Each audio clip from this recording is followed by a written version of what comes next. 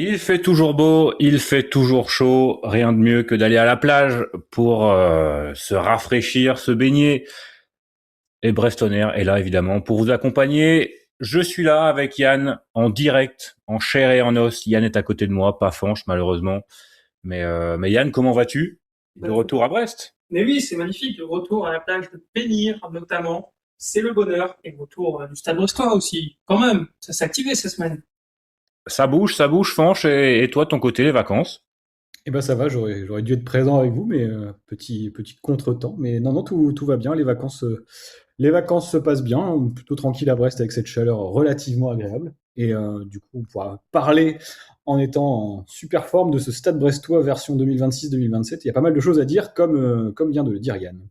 Et ce Stade Brestois 2026-2027 qui nous fait rêver pas mal ces dernières semaines. Tous les voyants sont ouverts, on peut le dire.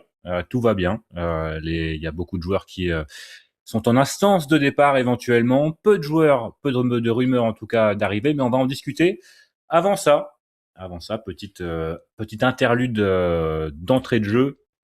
Et Yann, oui, je te laisse la parole. et oui, petite interlude pour signaler la retraite d'un joueur formé au club. Il n'y en a pas tant que ça. Les joueurs formés au club, c'est Valentin Henry qui a annoncé sa retraite très précoce. Je crois qu'il a tout juste 30 ans, 31 ans, quelque chose comme 32 ça. ans. Bon, voilà, retraite assez proche. Un joueur formé au club, 49 matchs sous les couleurs brestoises, une montée en Ligue 1. On l'a jamais vu jouer en Ligue 1. Il l'a dit dans une interview du West France, je crois que c'est aujourd'hui ou hier, que c'est un de ses regrets. Voilà, ça ne s'est pas fait. Il faut reconnaître que Valentin Henry n'a jamais eu une position très facile au Stade Brestois. Mais Valentin Henry aussi nous permet de tester une nouvelle fonctionnalité que les auditeurs sur YouTube ont. C'est la fonctionnalité quiz. À partir de maintenant, normalement, vous avez un petit bouton en haut qui vous propose de choisir une réponse. Voilà, c'est un essai. Aussi bien, ça marchera pas et on verra. Mais on propose de vous laisser quelques minutes pour répondre à cette question. Valentin Henry, au cours de sa carrière à Brest, a marqué un seul but. Mais contre qui? C'était lors d'un match de Coupe de France, vous vous en doutez. Est-ce que c'était réponse A pour la SPTT Brest, réponse B pour la GSI Pontivy, réponse C pour le Gazélec Ajaccio ou réponse D contre Fleury-Mérogis? Vous avez sûrement déjà votre idée. On revient avec la réponse dans quelques minutes, quelques slides, le temps que tout le monde réfléchisse, vote. Quentin, tu l'as? Je l'ai. Eh bien, réponse dans quelques minutes. Le temps de parler mercato, quand même. Peut-être Valentin Henry, le mercato de Valentin Henry. Est-ce qu'un départ vers l'US Plougonvelin qui fait un mercato plus intéressant que le Stade Brestois? Peut-être. On verra dans les prochains jours, prochaines semaines.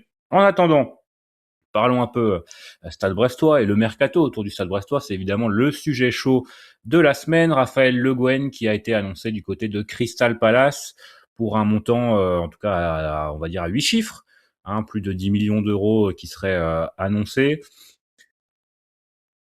Difficile d'en parler sans parler un peu avec le cœur. On a évidemment suivi ce qui s'est passé au Stade Brestois depuis début juin, avec l'annonce de ce projet formation qui pourrait déjà prendre du plomb dans l'aile. Après voilà, je donnerai mon avis un peu plus tard, mais on a déjà perdu Lucas Reynaud, le joueur le plus prometteur du centre de formation. On pourrait perdre le joueur le plus prometteur formé au club de l'effectif professionnel. Franche, qu'est-ce que tu peux en dire comme ça à la volée? Bah, il y a deux sentiments finalement. Quand il y a le sentiment un peu à chaud, et puis après le sentiment quand on prend un peu de recul. Le sentiment à chaud, c'est la déception totale parce que, alors effectivement, il a joué que 4 matchs en tant que titulaire et 4 matchs complets avec le Stade Brestois, aucune victoire. Et voilà, on peut pas dire que c'est un joueur qui a brillé en Ligue 1. Pour autant, on a vu énormément de promesses. Je pense que Yann ne va pas me contredire, mais lorsqu'on était au Parc des Princes tous les deux pour voir justement le match face à Paris, il avait été excellent ce soir-là, vraiment. Et c'est une force pour un jeune joueur de savoir monter son niveau de jeu lorsque l'adversité est supérieure, lorsque notamment Ousmane Dembélé et toute la clique parisienne étaient entrés en jeu. Bah, il s'était pas dégonflé, il était resté aussi solide que sur les premières minutes.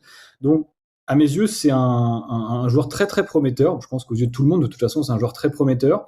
Il y a évidemment cette incertitude sur le fait est-ce qu'il peut confirmer en Ligue 1. J'ai bien peur qu'on ne le voit jamais, en tout cas avec le Stade Brestois. Donc d'abord, c'était une déception. Puis après, si on est parfaitement lucide, c'est aussi peut-être un moyen pour Brest de vendre très cher un joueur qui n'a fait que 4 matchs. Est-ce que l'année prochaine, s'il vit une saison très compliquée, que le Stade Brestois descend en Ligue 2 en étant pire défense de Ligue 1, je sais pas, je fais peut-être des scénarios cauchemardesques, mais est-ce qu'il vaudra autant? Et on sait que Brest a besoin d'argent également pour recruter, pour renouveler son effectif. Alors, si on vend Raphaël Le Guen pour derrière recruter 3, 4, 5 joueurs, notamment certains confirmés de Ligue 1 pour des montants, je sais pas, de 1 à 3 millions d'euros pour certains profils, ça pourrait être intéressant. Si c'est juste le vendre pour encore combler et mettre de l'argent de côté pour le stade, moi, ça m'intéresse pas trop. On est quand même supporter d'une équipe de foot, on n'est pas des banquiers, pas supporter d'un compte en banque. Donc, ouais, je suis partagé. À l'heure actuelle, c'est quand même plus la déception qui domine. Voilà, j'étais à l'entraînement cette semaine, je pourrais en parler tout à l'heure si vous voulez, je vais vous laisser la parole. Mais plutôt un sentiment de déception, au premier abord. Ouais. Je comprends la déception aussi. En fait, pour moi, tout dépendra du montant. Parce que finalement, là, on a mis des exemples d'actualité. C'est notamment l'Ouest France et l'équipe qui en parle. C'était aussi dans les médias britanniques. A priori, l'accord entre Crystal Palace et le joueur est trouvé. Ouest France nous dit que l'accord entre les clubs n'est pas trouvé parce que Brest demande 20 millions. Et honnêtement, si Brest le vend entre 15 et 20, même si on supporte pas un compte bancaire, c'est impossible de dire non pour un joueur qui a 6 matchs en professionnel. Je ne le souhaite pas, évidemment, mais aussi bien, Raphaël Le Guen, c'est quelqu'un qui va passer sa carrière à se blesser, par exemple.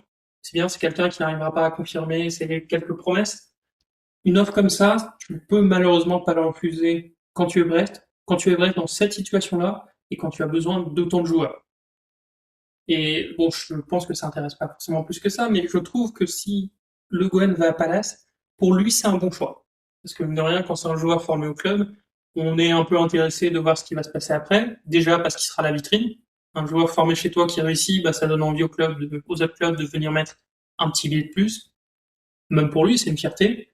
Et vraiment, que ce soit le système de Palace qui joue à 3 derrière, que ce soit le fait que la défense de Palace est en reconstruction, leur nouvel entraîneur qu'on connaît bien, Pierre Sage, enfin, je trouve que tous les voyants sont ouverts.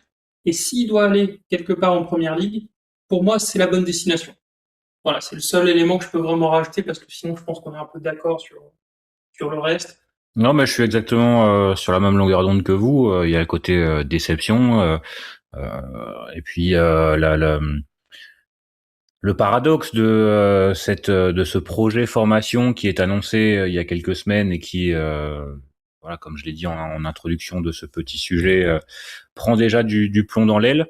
Mais effectivement, comme l'a dit Yann, quand on est Brest, quand on a besoin d'argent, on peut pas refuser 15 millions, entre 15 et 20 millions d'euros. Ce serait la vente la plus chère de l'histoire du club, devant Romain Fèvre qui avait fait beaucoup plus de matchs, et on sait ce qu'est devenu Romain Fèvre. On souhaite pas la même carrière, la même trajectoire à Raphaël Le Guen, mais c'est aussi une possibilité que ça marche pas pour lui. C'est malgré tout un jeune qui démontre aussi tout le côté incertain de la formation. C'était pas un jeune qu'on avait noté sur nos radars il y a quelques années, et peut-être déjà c'est un jeune qui a démarré à Brest en tant qu'attaquant, hein, ça a pas mal été dit quand il s'est un peu montré ces dernières journées de championnat, mais il est ensuite passé défenseur central, il a grandi ensuite et il fait, tu l'as vu, Fanch à l'entraînement, et on le voit aussi sur cette image sur vos écrans si vous l'avez, que c'est un titan. Il est titanesque, des muscles, mon pote, on savait pas qu'ils existaient, ils apparaissent là. Donc il a le profil pour la première ligue, et comme je l'ai dit, ouais, le côté incertain de la formation. Euh, et quand un joueur qu'on n'avait pas sur nos radars peut partir entre 15 et 20 millions d'euros avec éventuellement une plus-value à la revente, quand on voit que Maxence Lacroix est parti pour entre 60 et 70 millions à Chelsea, évidemment, on se met dans la position des gens qui sont au club, et on comprend le fait de vendre à ce prix-là. Et justement, en fait, le projet de formation, il faut peut-être le relier à cet homme-là.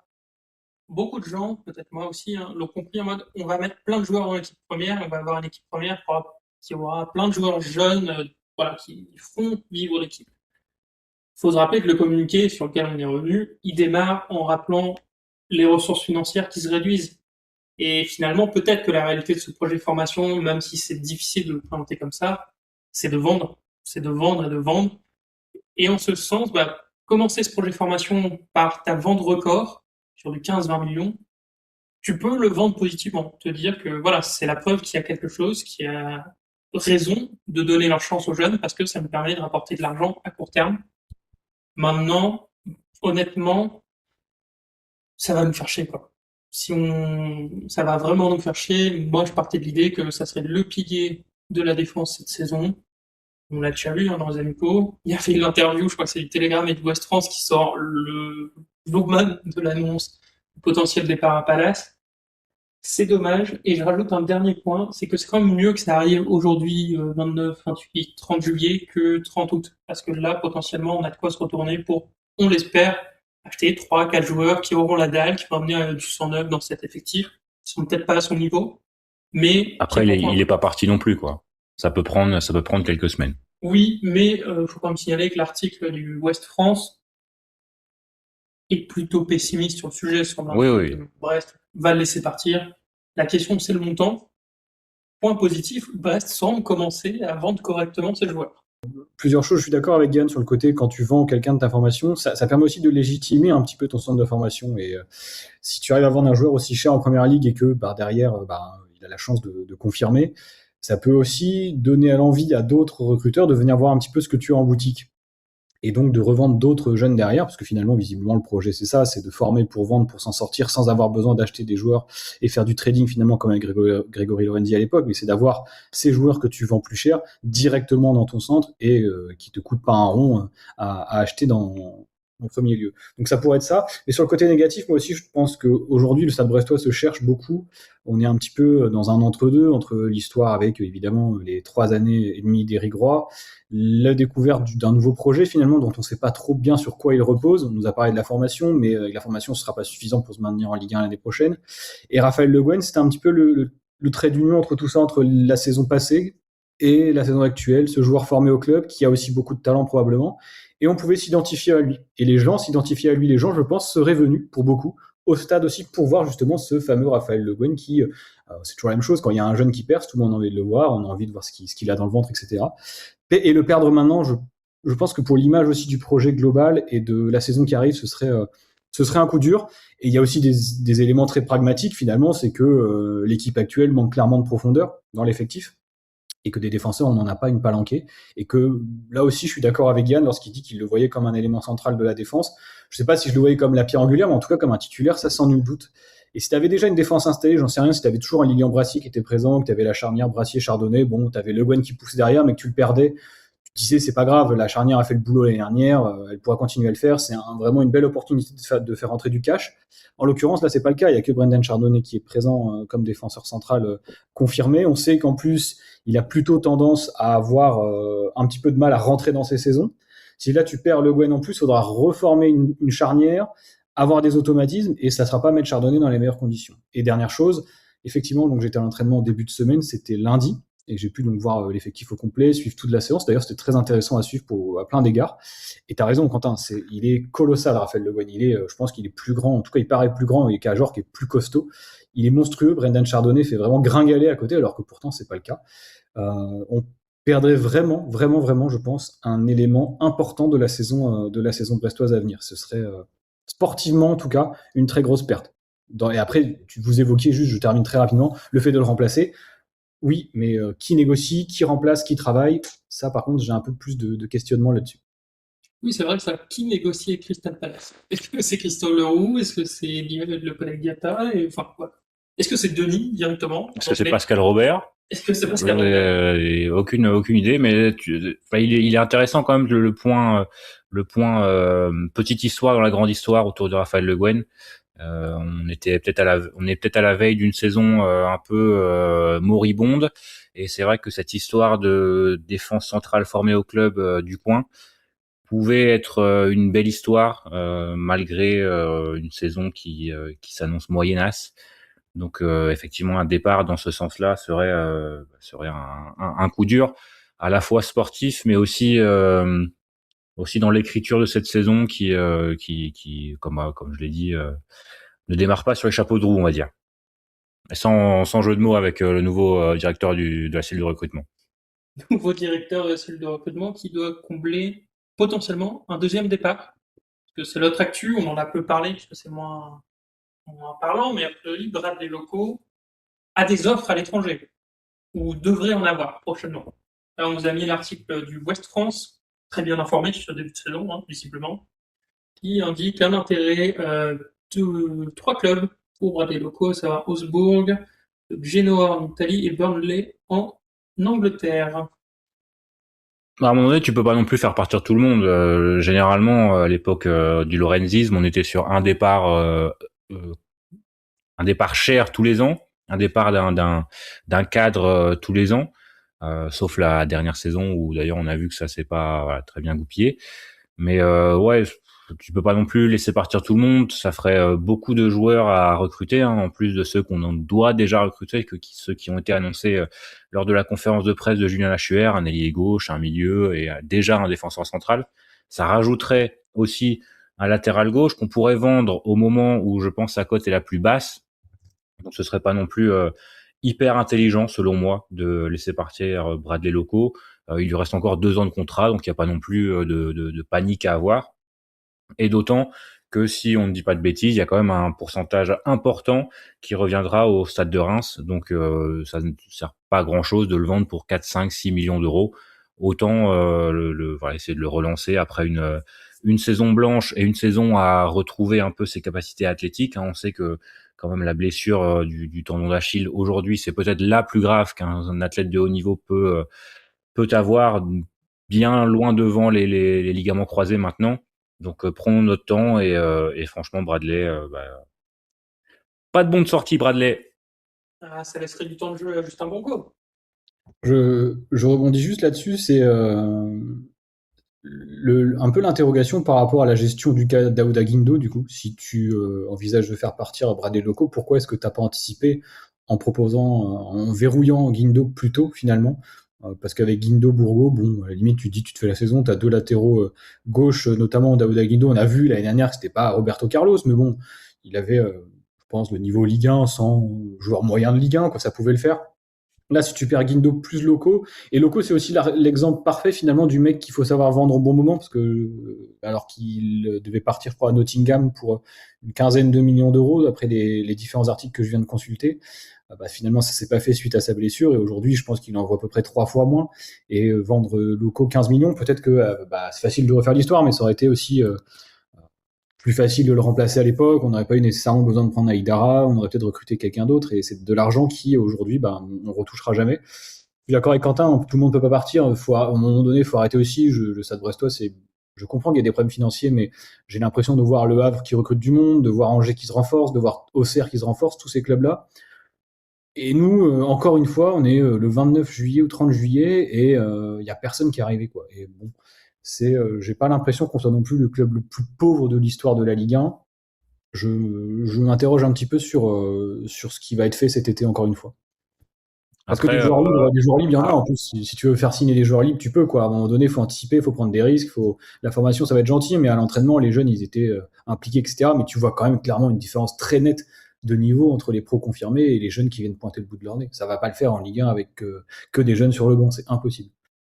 je pense qu'effectivement qu'on est moins pauvre que l'AC Arles-Avignon qui avait recruté euh,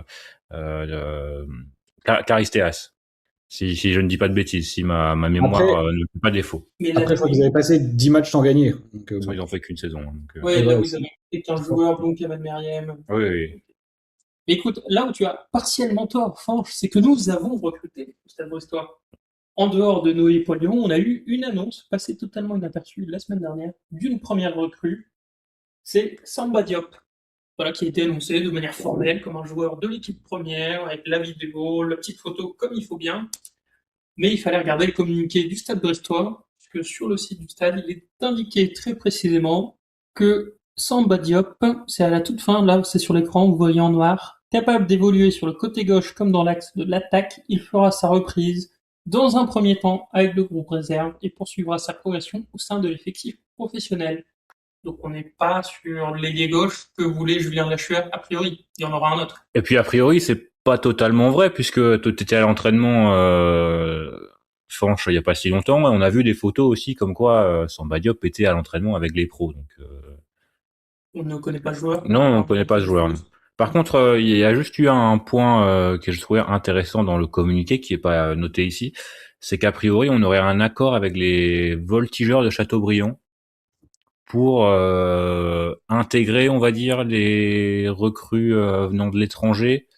Alors c'est pas très clair, hein, c'est pas très développé, mais visiblement il y a un accord qui est passé avec donc le club qui joue en National 1 maintenant, la nouvelle dénomination. Je crois pas qu'il soit dans la même division que le Stade Brestois. Bon, en tout cas, voilà, il y avait cette petite information qui sort un peu de nulle part et qui pourrait être intéressante si jamais les voltigeurs de Châteaubriand n'ont un club au nom d'ailleurs exceptionnel, hein, on peut le dire, on peut le souligner euh, à ce niveau-là. Ça pourrait être intéressant si Châteaubriand était peut-être une division au-dessus de Brest. Je peux lire précisément le passage dont tu fais mention. Il est écrit « Restez dans le viseur du Stade brestois depuis cette performance ». La performance, c'est le Festival d'Armand. Oui. Donc là. Le jeune Sénégalais avait rejoint l'été dernier les Voltigeurs de Châteaubriand, entre parenthèses National 2, un club avec lequel les Rouges et Blancs entretiennent des liens étroits dans le cadre de la passerelle de développement mise en place avec son académie de l'Armand FC. Voilà. Voilà. Bon, c'est une information. C'est pas d'où elle sort, mais c'est une information. Est-ce que ça veut dire que d'autres joueurs de l'Armor FC pourraient arriver à Châteaubriand dans les semaines à venir pour potentiellement arriver à Brest cet hiver ou l'été prochain?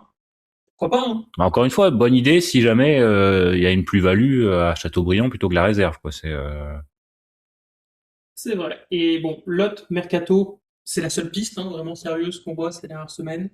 C'est Antoine Sekongo, le milieu de terrain de Dunkerque, qui serait courtisé par le Stade brestois. C'est l'équipe avec Loïc Tanzi qui a révélé l'information en premier, à savoir que Brest a mis Antoine Sekongo tout en haut de sa liste, a transmis une offre de 1,5 million qui a été refusée, qui sera rehaussée, visiblement. Donc, première information, Brest a un peu d'argent à mettre. Oui, je sais ça déjà, c'était fou. Hein, peut-être Et, là la grosse information. et la deuxième, c'est que le poste prioritaire, visiblement, c'est celui de milieu. C'est quand même un joueur qui a des très belles stats du côté de Dunkerque. Dunkerque, c'est aussi une équipe qui avait un football assez offensif ces dernières semaines et ces dernières années avec beaucoup d'intensité et voilà, un jeu très énergivore. Donc, sur le papier, je dis pourquoi pas, mais je connais trop peu ce joueur qui a quand même mis, je crois que c'est 9 buts la saison dernière. 9 buts, 6 passes décisives en 34 matchs, donc une saison complète. Ça fait très Madi Camara comme ligne de stats pour un milieu de terrain. Ouais, enfin sur le principe en tout cas, ça a l'air d'être une bonne idée. J'ai moins suivi Dunkerque quand ils étaient quand il y a 2 ans où ils faisaient une très très belle saison. Avec Luis Castro. Ouais, c'est ça. Ils montaient, et ils faisaient une très belle saison, ils jouaient très bien. Et une nouvelle Gaëtan en Coupe de France. d'ailleurs. Et oui, également. Le début de la fin d'ailleurs pour Brest. Hein, oui. Et par ailleurs, Antoine Sekongo qui est également courtisé par le club turc de Samsunspor, dont le président négocie avec lui-même puisqu'il est également propriétaire de Dunkerque, hein, de Dunkerque et Samsunspor. Donc à ce niveau-là, on part peut-être avec une longueur de retard, mais peut-être que le joueur est plus intéressé de jouer en Ligue 1 plutôt qu'en première division turque. C'est ce qu'on comprend et il y a peut-être aussi le risque que Dunkerque utilise Samsung Sport pour faire monter les enchères. Donc on verra, pas plus d'infos jusqu'ici, on attendra dans les prochaines semaines. Juste avant de passer à autre chose, quelques petites recherches nous ont amené vers la piste donc de Châteaubriand qui évoluera donc en N1, donc anciennement N2, donc une division au-dessus de la réserve. Donc effectivement, cette passerelle pourrait être intéressante pour les joueurs sénégalais qui viendraient mettre un pied en France avant de venir à Brest. Ça fait pas grand-chose d'autre à mettre sur les rumeurs autour du Stade brestois. Évidemment, il y a plein de rumeurs qui envoient des joueurs de Brest à Marseille. C'est la rumeur facile parce que Lorenzi, honnêtement, c'est pas des choses sérieuses, donc on se contente de relayer les médias les plus sérieux, les plus confirmés. Et il faut quand même reconnaître pas grand-chose sur les arrivées. Peut-être que c'est le départ de Le Guen qui décantera tout ça. On verra. On verra aussi dans les prochaines semaines la suite des matchs amicaux. Ceci étant, a priori, on a de l'argent, ce qui aussi est une information. Tout à fait. Les matchs amicaux, bon, on en parle ou Qu'est-ce qu'on doit dire de ces deux premiers matchs amicaux? Il y a eu le match nul contre Concarneau et la défaite face à Al Wakrah. Ça fait quand même 11 matchs que le Stade Brestois n'a pas gagné au football. Ça fait 11 matchs sans même. C'est Eh fou, oui, hein. ah, il prend la poussière, il est au grenier là le même, et c'est vrai que ça nous rend pas optimistes même sur les prochaines sorties, hein, parce que de ce que j'ai vu, alors je j'ai pas été très attentif aux matchs amicaux, mais on va dire que Concarneau a été dominé par Brest, hein, en première mi-temps, deux buts logiques de Ludovic Ajorc, avant que les changements soient faits à la mi-temps et que ensuite ce soit une catastrophe, hein, selon toi, Yann. Ceci étant, ça reste des matchs amicaux. Il est, je pense, aussi important de pondérer un peu nos propos sur ce qu'on est en train de voir actuellement. Ça reste de la préparation. Les joueurs ne jouent pas pareil en match amical que en Ligue 1. Les stades ne sont pas pareils, l'atmosphère n'est pas pareille. Voilà, ce sont quand même deux compétitions différentes. Ceci étant, voilà, je vais vous laisser continuer, mais il n'y a pas de quoi être particulièrement optimiste pour ces prochaines semaines. Les amicaux, tu n'en tires pas des conclusions, mais tu en tires des indications. Et je retire deux grandes indications de ces deux premiers amicaux. La première, c'est que, bon, on n'a pas beaucoup de joueurs, mais surtout, on a un effectif très hétérogène. Tu as l'impression qu'il y a 11-12 joueurs et les autres, qui sont vraiment deux, trois crans en dessous, que ce soit physiquement, tactiquement, techniquement. Ça, voilà, la conclusion à tirer là-dessus, c'est assez simple, c'est qu'il faut des recrues, amener des nouveaux joueurs. La deuxième conclusion, enfin indication que je tire, c'est que peut-être ces deux premiers matchs amicaux n'avaient qu'un seul but, c'était de faire courir, reprendre du rythme. C'est pour ça qu'on a vu des compositions d'équipes assez aléatoires. Brest n'a jamais mis d'équipe type en soi. C'est aussi pour ça qu'on peine à voir s'il y a un projet de jeu, parce que faut reconnaître qu'on n'a pas vu des schémas préférentiels se répéter, on n'a pas vu un style de jeu très précis. Et finalement, c'est pas dramatique. Si tu considères que les deux premiers matchs sont là pour que tout le monde court, tout le monde puisse un peu se remettre en jambes, peu importe. De ce qu'on comprend quand même, après le match contre Al-Bakra, il y a eu 4 jours de repos. Et là, on rentre dans la vraie prépa avec des matchs que Brest jouera peut-être dans un esprit plus compétitif. Et c'est pour ça que je vais juste attendre le match contre Guingamp qui aura lieu ce samedi, où a priori on devrait avoir une équipe type au moins une mi-temps. Moi, je te rejoins, Yann, sur l'aspect un peu répétition physique générale pour l'ensemble de l'effectif. Et c'est un peu comme ça que je vois les deux premiers matchs. D'ailleurs, la première mi-temps contre Concarneau n'est pas mal, hein. On mène logiquement 2-0, il n'y a pas grand-chose à dire avec Ludovic Ajor qui a toujours autant le sens du but. Et si tu t'arrêtes à cette première période-là, tu te dis, oh, c'est intéressant, Brest montre des belles choses. C'est vrai que la suite a été plus compliquée. La deuxième période a été très difficile. Vraiment, on a vu une équipe de Brest qui a été transpercée dans les grandes largeurs par cette équipe de Concarneau qui semblait plus incisive, plus sûre techniquement, qui semblait mieux se connaître. Alors c'est aussi probablement inhérent à l'équipe alignée par Brest en deuxième période, avec des joueurs qui découvrent aussi ce niveau-là, d'autres beaucoup qui n'ont jamais joué ensemble. Pour autant, c'est vrai qu'il n'y a pas non plus s'il n'y a pas de raison de s'inquiéter particulièrement, il n'y a pas non plus beaucoup de raisons de s'enflammer. On va pas se cacher. On n'a pas vu grand-chose non plus de très positif. Je vais être prudent dans le sens où je vais pas tirer du tout d'enseignement de ces deux premiers matchs-là. On va se dire, bah voilà, on va courir ensemble, on reprend le ballon, c'est reprendre un petit peu les marques. En revanche, je serai un petit peu plus vigilant à partir de samedi, le match contre Guingamp et bien entendu les autres, parce que ça va monter en régime avec Venise et notamment Nottingham pour terminer. Si tu joues contre Nottingham comme quand tu as joué contre Al-Wakra, ça risque de faire un petit peu mal à l'arrivée. Donc pour l'instant, on va mettre ça sur le compte de la préparation, des chaleurs, du fait que tout le monde n'est pas au même niveau physique. Ce serait bien contre Guingamp, effectivement, d'avoir déjà une mi-temps avec l'équipe qu'on pourrait qualifier d'équipe type, même si, bon, si Raphaël Le Guen est amené à partir, on verra d'ailleurs s'il joue samedi ou pas, il faudra reconstruire tout ça, mais il va falloir voir des petites choses parce que c'est inquiétant. Et autre chose, ça pourrait être inquiétant. Et autre chose, et vous l'avez dit très bien, c'est qu'il va falloir aussi intégrer des recrues. Et les matchs amicaux sont généralement là pour ça. Ce serait bien que les recrues aient du temps de jeu. Il faudrait là désormais avoir quand même des joueurs qui puissent intégrer cette équipe-là au moins 15-20 jours avant le début du championnat, je trouve. Mais ça n'a pas l'air d'être le cas. Donc, pas particulièrement alarmiste, pas particulièrement optimiste non plus, plutôt dans l'expectative. On va voir, on va attendre. Et on a vu aussi un peu de jeunes, notamment contre Al-Wakra, avec notamment Paul Rivoile, qui sur le premier but d'Al-Wakra, on peut pas dire qu'il soit montré de la meilleure des façons. alors que plutôt Axel Lassus au milieu de terrain, c'était pas si mal. J'ai trouvé ça pas si mal. Donc voilà, quelques indications sans noter de conclusion, effectivement, comme tu J'ai un as. petit peu peur d'une chose, c'est Quentin, quand tu parles des jeunes, c'est qu'on intègre ces jeunes un peu trop vite et de manière forcée par manque de personnel et que ce soit pas du tout leur rendre service. Et que finalement, on compte trop sur eux, alors que normalement, un jeune qui arrive à 17, 18, 19 ans, sauf si c'est évidemment un futur crack comme on a pu en voir, comme même à Raphaël Le Guen à d'autres échelles, mais on en a vu d'autres, des stars mondiales qui à 17 ans épataient la galerie, mais si on avait une star mondiale de 17 ans à Brest, bah, il serait plus au club depuis longtemps.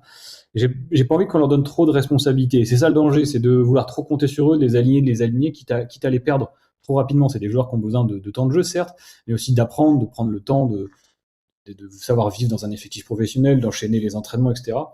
Euh, J'espère qu'au Mans, lorsqu'on se présentera à la J1, on aura un groupe plus étoffé que ça, parce que sinon ça risque d'être vraiment très très compliqué pour tout le monde, et même pour les jeunes, moralement. Enfin, si tu commences à intégrer une équipe qui perd tous ses matchs, c'est pas idéal pour progresser. Tu joues avec la pression, tu joues avec la peur, et tu fais des conneries, quoi. Pour moi, le dernier match amical, donc c'est Nottingham, le groupe qui doit y aller, c'est le groupe qui doit jouer au Mans. Et donc, s'il y a des jeunes qui ont leur place, moi, c'est des jeunes qui auront leur place pour le reste de la saison. Mais là, sur ces premiers amicaux, c'est pas dramatique de tester des jeunes, voir un peu comment ils s'intègrent, voir s'ils tiennent le choc.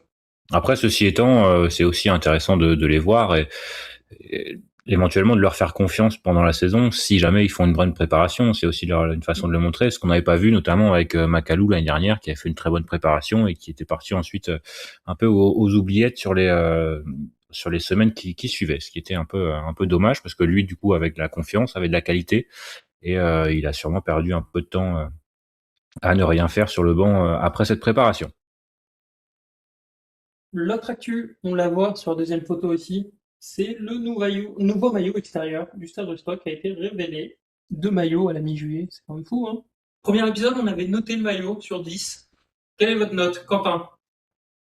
Il fait pas très brestois. On va mettre un. Après, au-delà du fait qu'il soit pas très brestois, moi je le trouve pas déconnant. Le blanc et je sais pas, on sait pas trop si c'est du bleu ou du noir. Mais ouais, 5 sur 10, allez. Ouais, un bon 5 sur 10. Parce que ça reste un t-shirt de blanc avec des choses dessus, quoi. Ouais, c'est ça, il y a vraiment aucun effort de fait de stylistique. C'est un t-shirt blanc avec 3 bandes Adidas et un vieux logo Yaourt Malo dégueulasse dessus qui gâche absolument tout le maillot. Il est plus que temps de demander à Malo de faire un truc correct parce que vraiment c'est une catastrophe. 5 sur 10 aussi. Ah ouais, vous êtes dur. Écoutez, moi je l'aime bien. C'est un bon petit set.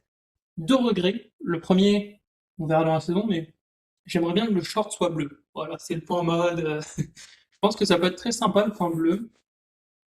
Et je trouve que c'est le deuxième regret en fait. C'est un maillot sur lequel tu peux construire une sorte de récit. C'est ce qui a été essayé, hein. Tu vois, ils l'ont présenté en bercé par l'écume, tourné vers le large. Le blanc et bleu, ça ramène à la marine nationale et tout. Qui pense à ça déjà? Qui réfléchit et il se regroupe à 6-7 bercé par l'écume. Putain, t'as un truc. Parce que Non, mais, mec, ça veut rien dire, bercé par l'écume, je suis désolé. Bah, ouais, non. c'est de la com, quoi, c'est du marketing. Mais oui, mais c'est de la Mais com et tout. personne va acheter le maillot parce qu'il est bercé par l'écume. Non, mais écoutez, moi, je trouve que c'est bien de raconter une petite histoire, de raconter une sorte d'identité. Et j'ai bien aimé ça, mais je trouve que le boulot était fait à moitié.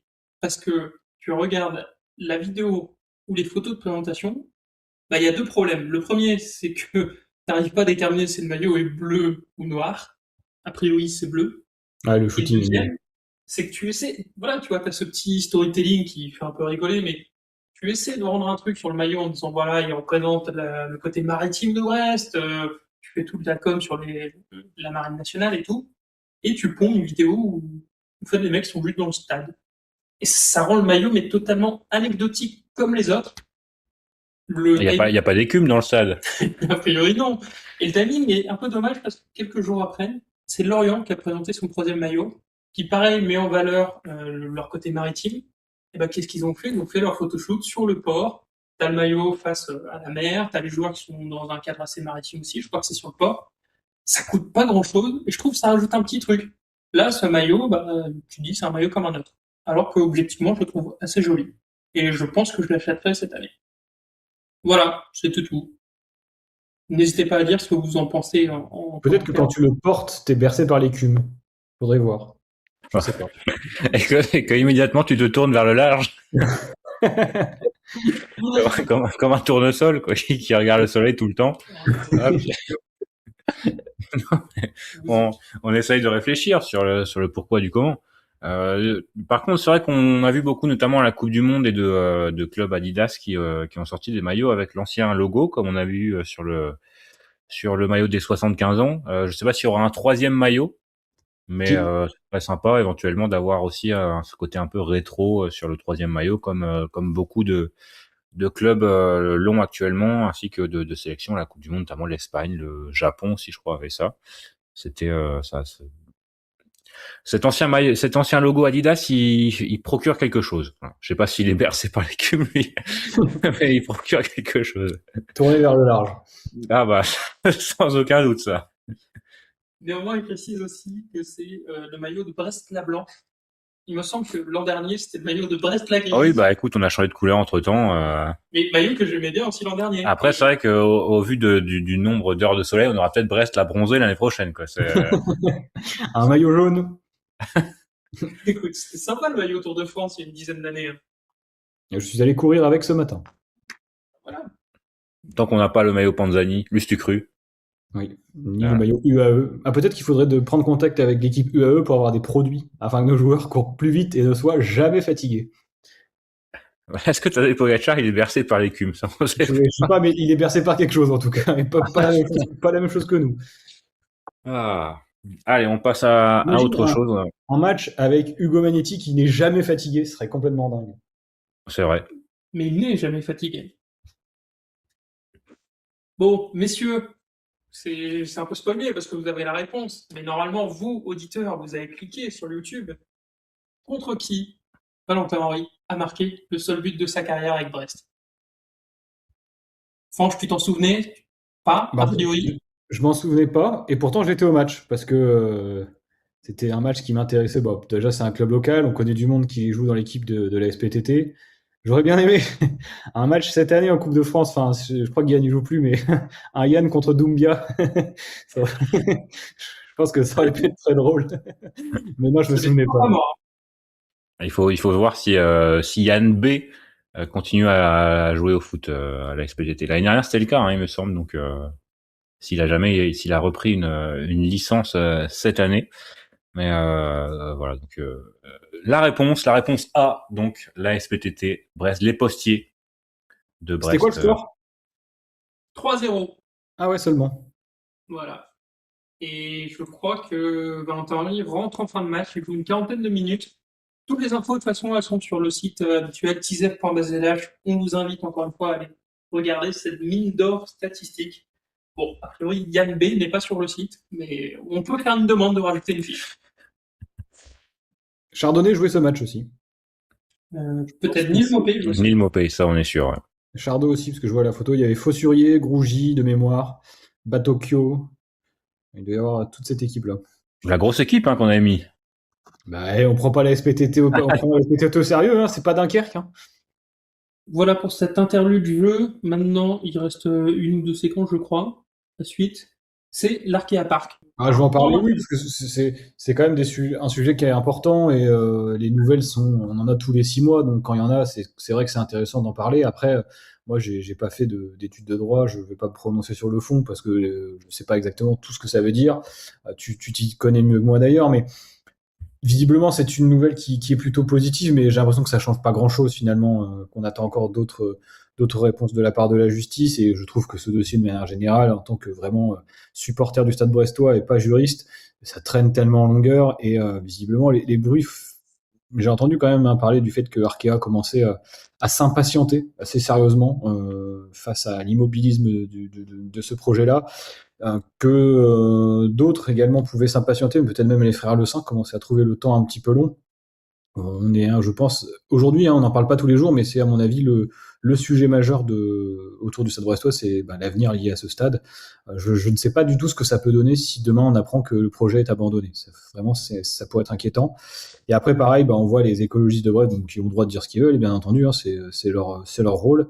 Dire que ça s'agit d'un non-événement, mais quand on dit je suis inquiet parce que je suis un très grand supporter de Brest, on a un peu l'impression qu'ils jouent quand même contre leur camp. Si tu es un grand supporter de Brest, normalement tu agis ou tu œuvres dans le but d'aller ce qui est pour le mieux pour le club. Et si tu es en désaccord avec le projet du stade, au moins tu essayes d'apporter plutôt des réponses concrètes sur ce nouveau projet plutôt que de bloquer systématiquement. Je trouve ça un peu dommage. Bon, après, c'est mon avis, peut-être tout le monde ne le partage pas. Néanmoins, le Stade Brestois devait présenter un nouveau stade et ouvrir son nouveau stade en 2020, si je dis pas de bêtises. Après, ça a été reporté, puis reporté. On est bientôt en 2027. Et il n'y a toujours pas l'ombre d'une première pierre dans le champ qui est prévu à cet effet.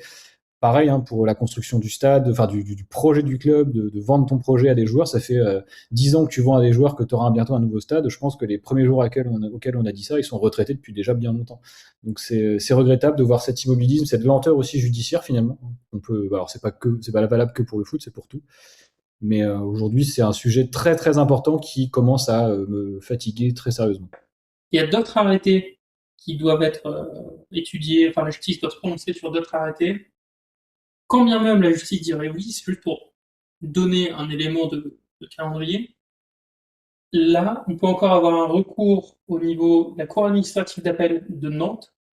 Théoriquement, il faut à peu près 2 mois à compter de la notification du jugement.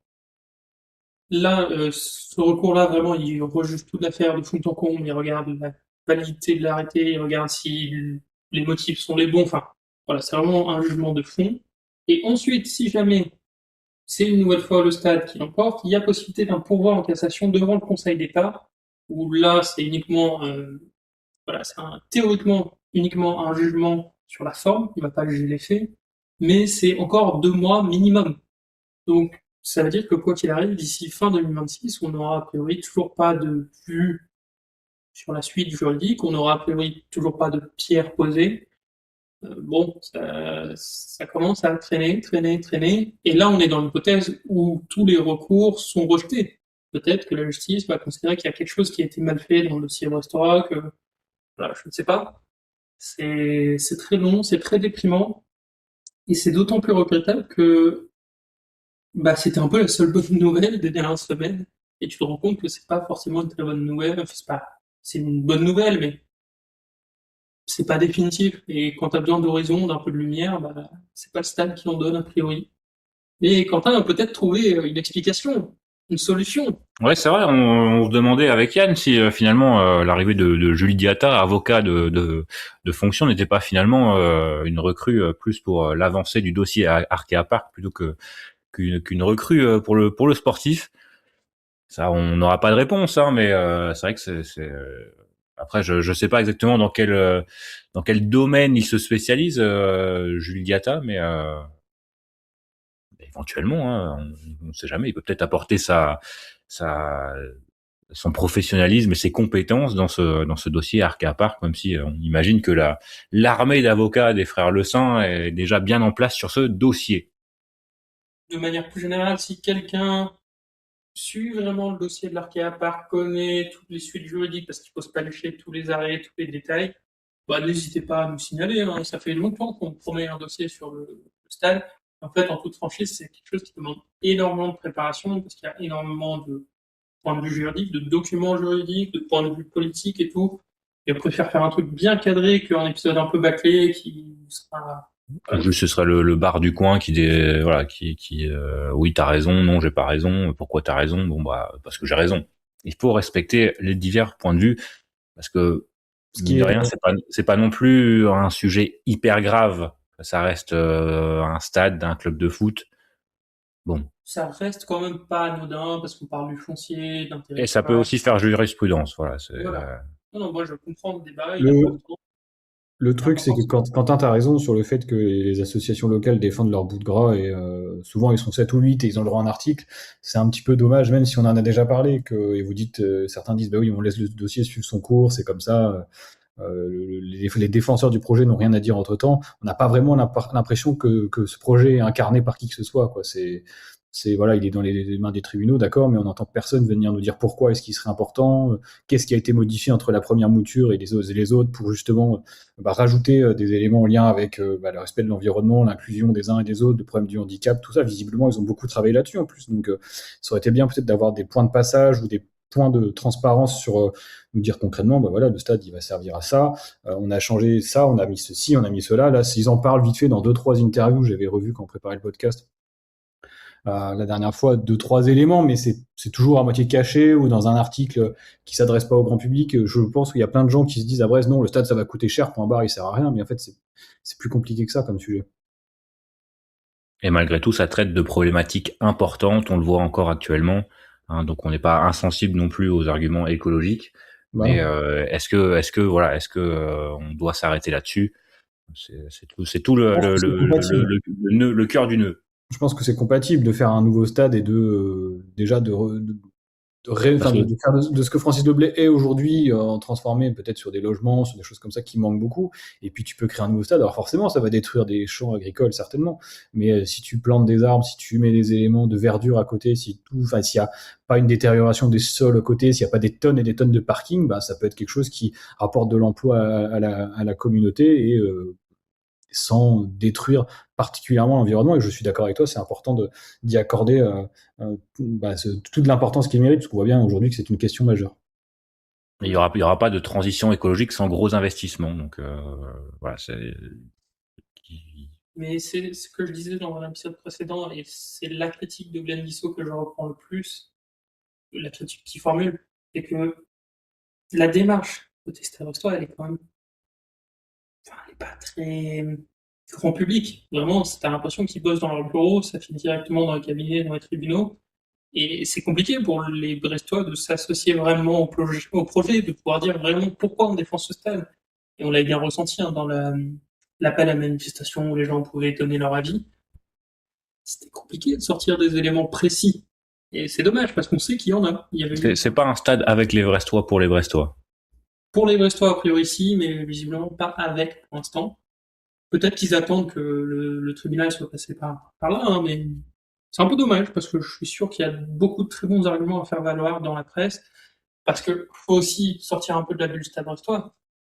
Le sujet du nouveau stade, plein de gens qui s'en foutent du Stade Brestois, qui en parlent, qui sont concernés, qui sont sur le sujet parce qu'il y a des sujets financiers, il y a des sujets environnementaux, il y a des sujets vraiment, c'est des gens qui habitent à côté. Voilà, ce serait peut-être bien d'essayer de parler à ces gens, de préciser ce qui est fait. Du concret. On veut du concret. Voilà. Ça peut être sur un communiqué, ça peut être dans une réunion publique. Des recrues et du stade, on veut ça, on veut pas plus. Et on veut plus à la plage. Et Bien oui. entendu. C'est un petit rendez-vous qui devient incontournable dans la vie des Brestois. C'est Brestonnière pour les Brestois, avec les Brestois. Messieurs, je crois qu'on a fait le tour de la question. Tout à fait. On a la plage numéro 2, consistant, Je dis juste un imposant, tel un Raphaël Le Guen des grands jours, saillant, j'ai envie de le dire, transpirant presque, parce qu'il fait chaud ces derniers temps à Brest, mais un Brest à la plage qui a le mérite d'exister, qui est là et qui reviendra très prochainement avec, on espère, d'autres news, d'autres informations. On l'espère plus agréable à traiter, avec pourquoi pas des arrivées, pourquoi pas des victoires même si ça, on a presque perdu espoir, mais c'est vrai que on ne sait jamais. Sur un malentendu, on peut battre une équipe au football. Mais voilà, plein de choses qui arrivent encore dans ces 2 mois d'été et surtout dans ce dernier mois de préparation. Maintenant, on entre presque dans le sprint final. Bonne journée à vous, bonne continuation des vacances pour ceux qui le sont, Fanche notamment, et tous tes collègues de l'éducation nationale. Mais pour les autres, bon courage pour cette fin d'été. Bon, pour cette fin d'été, non, pour ce début de mois d'août, on va dire.